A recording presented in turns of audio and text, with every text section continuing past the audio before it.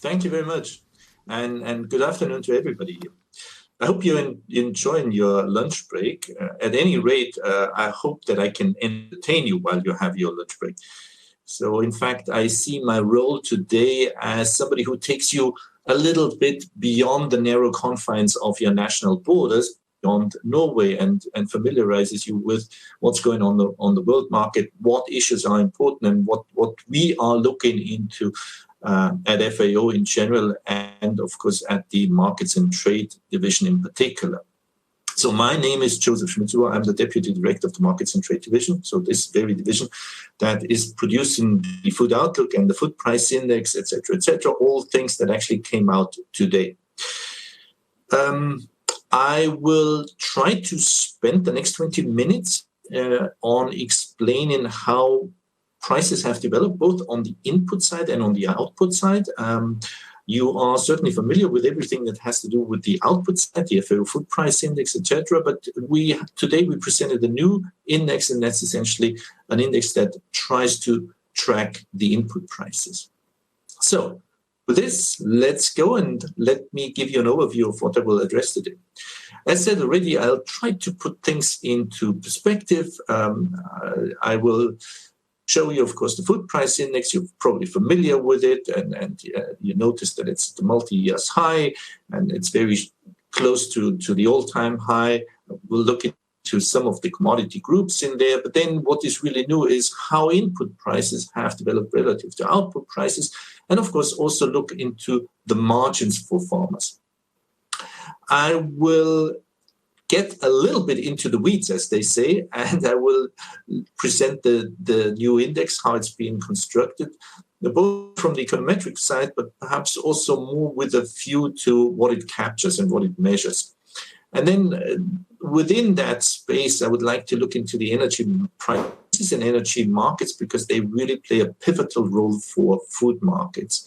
And then I will try to explain how that happens and how that pivotal role emerges. In fact, there are two major channels of transmission. One is through the input side, and the other one is through the output side. And the one through the output side either works through policies or through prices, and eventually shift to the consumer issues, because the consumers are also affected, and very much so, by high energy prices and higher food prices, and probably even more so than the producers. And as FAO, we always look into the vulnerable households. Good. So with this, let's have a look at the current commodity boom. And this thing doesn't need any introduction. This is the FAO Food Price Index, published and updated every month.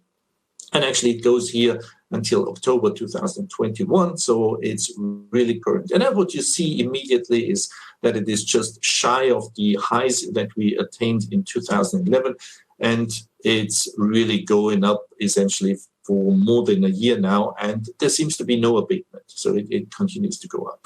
But such an aggregate thing always hides as much as it reveals. So it certainly reveals the overall tendency, but it hides where it actually comes from. And so it's always worth looking into the various segments of the index. And you see it already from the legend. There is meat, dairy, cereals, oils, and sugar. So let's have a brief look at the meats. And we see immediately that the meats are a bit of a laggard. So they're lagging behind. It has to do a lot with the pork sector. You're probably familiar with the outbreak of African swine fever. First started in Caucasian countries in Georgia, moved to the east, moved to the west. And the pivotal event there was that it actually made inroads into China in August 2018, which essentially led to a near collapse of the pig population in China. Bear in mind that China accounts for 50% of global pork production, and it dropped by nearly 50% there. So 25% of global pork production were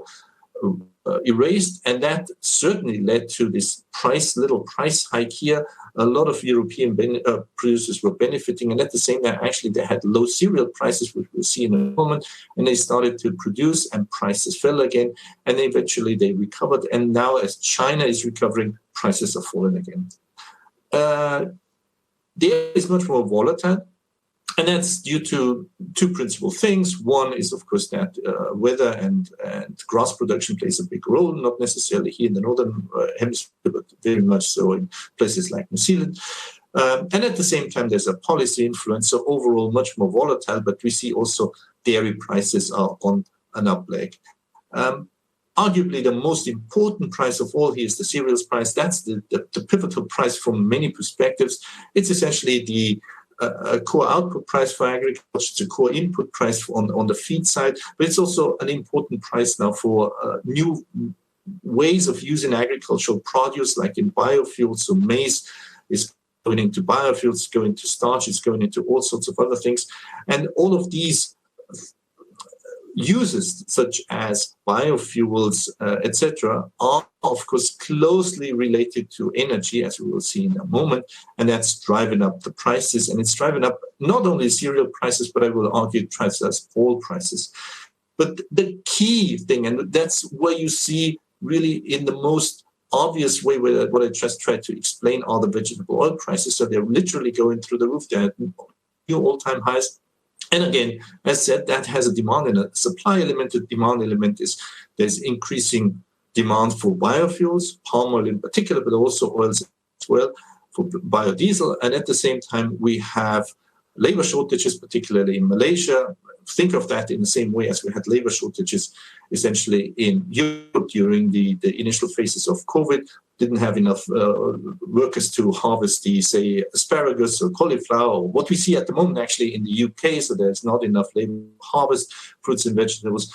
And the same happens at the moment in Malaysia with palm oil, and that actually drives up prices by restraining supply. And at the same time, with high energy prices, biodiesel becomes more and more competitive and gives an added drive to prices for vegetable oils. Sugar, the yellow line here, is rising sharply, so we should not forget that, but it's coming from super low levels. So also sugar is driven by human consumption, but also by energy consumption. So we see already energy is really a key driver.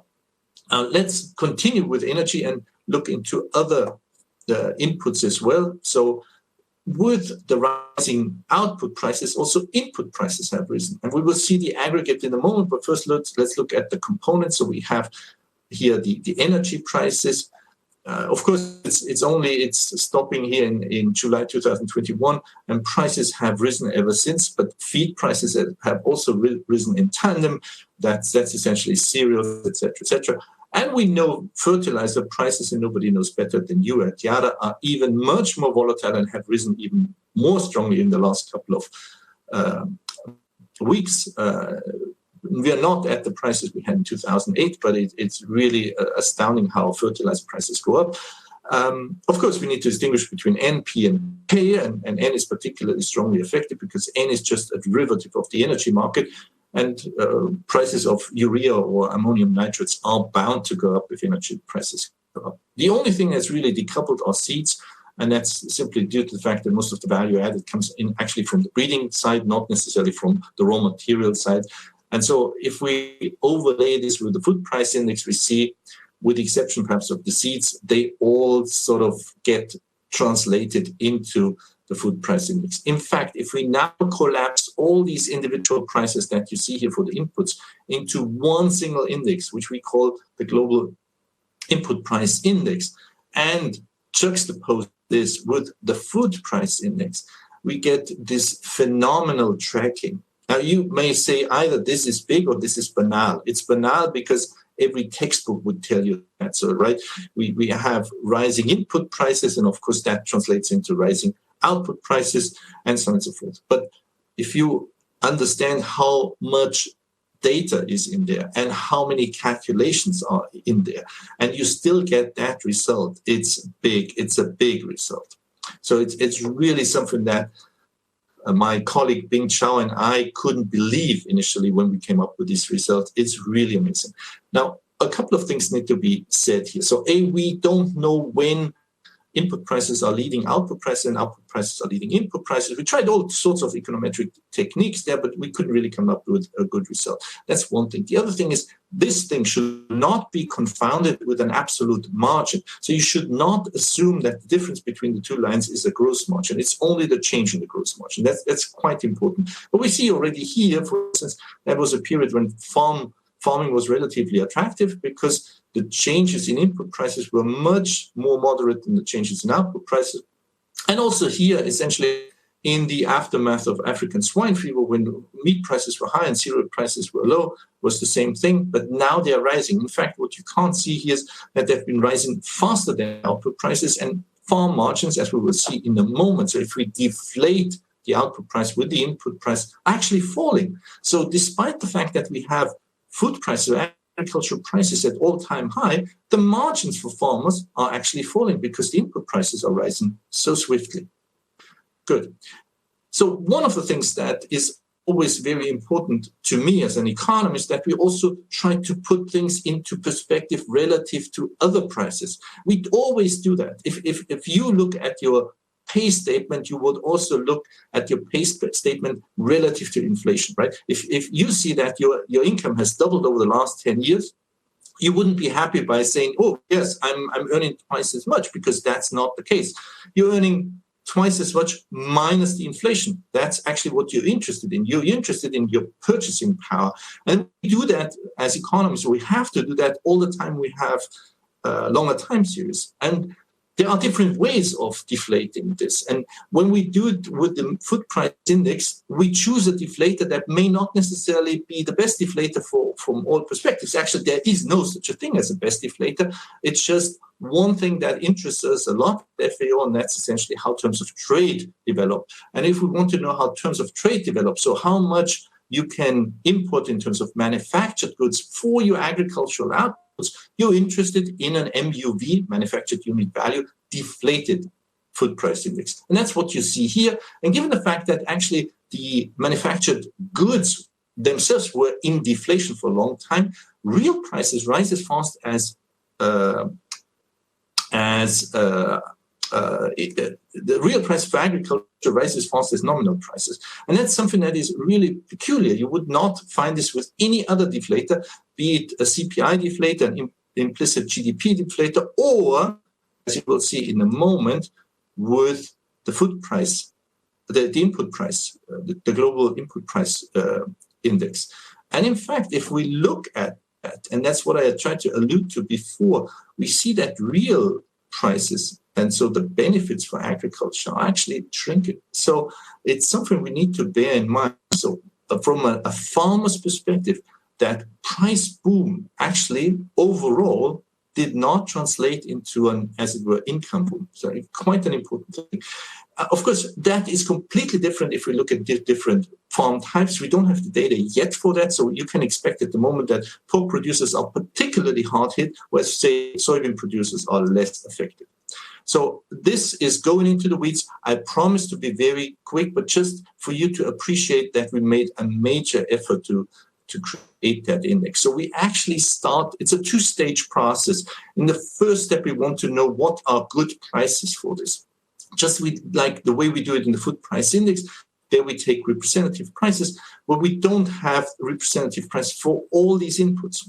So we decided to take trade-weighted import unit values. And I will show you in a moment that this actually is a good approach. And we start at the finest level of granularity with 600 individual inputs at the global level, calculating input unit values. And then we need to combine them into 61 clusters so that we can do the consumption weights for the actual index. And here, I think roughly you can collapse them into 5 principal groups that we are normally publishing. So it's energy, fertilizer, pesticides, feeds, and seeds. So now, as said, we're going into the weeds a little here, and don't get scared. It's just how the basic steps look like. So we first calculate a trade-weighted unit value for every of the inputs, and then we collapse them into 61 clusters, and then we calculate the global input unit value, which is then a weighted average, weighted by consumption shares. Good. Okay, so let's have a quick look, and let's again going into the weeds just to prove that this actually works, what we are doing. So if we compare the trade prices with spot prices, we see a phenomenal overlap. So here, for instance, you have urea. If you take a trade-weighted input unit value globally, it really tracks the indicator price of the Black Sea. The same actually with DAP fertilizer, except that the unit value at the end of our series, and that's certainly a weak point, didn't really pick up on that price increase. But I'm sure at the moment we update this in August and September, we will see that.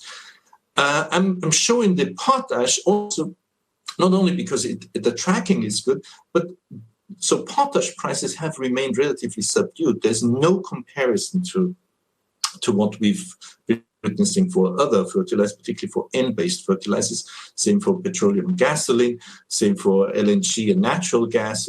But where it doesn't work, of course, is for electricity. And that simply has to do with the fact that electricity prices domestically, like here in the United States, they are stable because they are stable through policy fiat, whereas the electricity that is being traded is electricity that's required at the margin.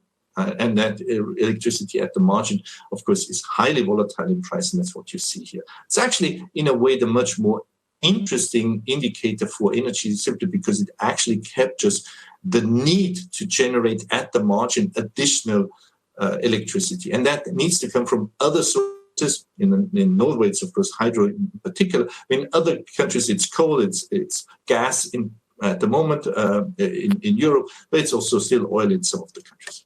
Good. So let me get into the pivotal role of energy. And I'm completely aware of the time constraints, and I'm going through that. So we have essentially covered the upper part of this. So higher energy prices always translate into higher input prices, into eventually higher prices for food, fiber, and et cetera, et cetera. And it creates agricultural cost inflation, we call that agflation. But there is another thing, and I'd like to spend a minute on this. It also goes through the output side. Once energy prices are high enough, then agricultural feedstocks become competitive for the energy market. So that's happening at the moment over and above the policy incentives. So when prices for energy are high enough, then all of a sudden biodiesel or palm oil and sugar and maize are competitive in the energy segment. And the energy market is so big relative to the ag market that it can siphon off any quantity at the parity price. And that's essentially what's happening. So that essentially means, whether you like it or not, but if energy prices rise, food prices will rise. And that has a lot of policy implications, because it also means that we have to rethink our climate change mitigation strategies, for instance. I come back to this in a moment. And that's what you see here, right? So here, this is maize price versus crude oil price. And particularly as of late, with rising oil prices, we see maize prices go up. Same for sugar. With rising oil prices, sugar prices go up. It's not a very good fit for sugar, but it would be actually a very good fit also for other things, in particular for biodiesel and palm oil, for instance. Now, let's shift away from the producer towards the consumer, because that is, of course, one of our key concerns as well. And here you see essentially the 30 countries that spend 60% or more on food and other necessities such as energy, housing, and water. So this is actually unimaginable from our perspective. We probably spend 20% on that. We spend 10% or 11% on food. And these countries actually spend a lot on energy and housing, up to 80%. And food, energy, and housing, I should say. But that means also that if energy and food prices continue to rise, less and less money is available for other necessities, such as education of the children or health expenditures. And it's a big issue, because if you have COVID, you have automatically greater need for health expenditures. But if all the money is already absorbed into food and energy and water, et cetera, very little is left. And then even less is left for the education of the children. And so this is a big problem. It's a big problem because as food prices have been rising, the share at the global level is increasing of what is being spent on food. But at the same time, the number of countries rose from these 30 here to 53. So 53 countries are by now spending more than 60% of the total expenditures on food, energy, and other necessities. So let me wrap up, and I will be done on time. So clearly, nominal food prices are at multi-year highs. Real prices are not, or they're not necessarily. Input and output prices are moving in lockstep. And actually, we've seen input prices rising faster than output prices, meaning farmers' margins have shrunk. Energy is pivotal for food and agricultural prices. And while we cannot predict food prices, I can tell you that if I know that energy prices are high in the future, I know that food prices will be high in the future. There is no way out. And that actually has a lot of consequences for our poverty approach, because we know high energy and food prices are very regressive on the poor, because they spend a lot of their money that the little incomes they have on food and energy. But we also need to rethink our climate change policies, because essentially it means that making energy more expensive will make food more expensive. And as we have more expenditures for food and energy, we have all sorts of other problems, and potentially not only undernourishment and not enough heating fuel, etc., but we also have problems with health expenditure, education, and so on and so forth. So with that, I thank you for your attention. I think I managed to stay on time, and I'm very happy to take your questions now.